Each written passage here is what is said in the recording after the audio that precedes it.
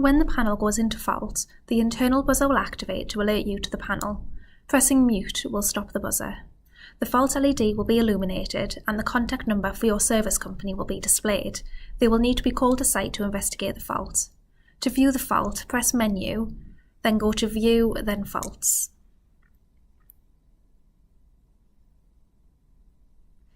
By scrolling right in this menu, we can see more information on the fault.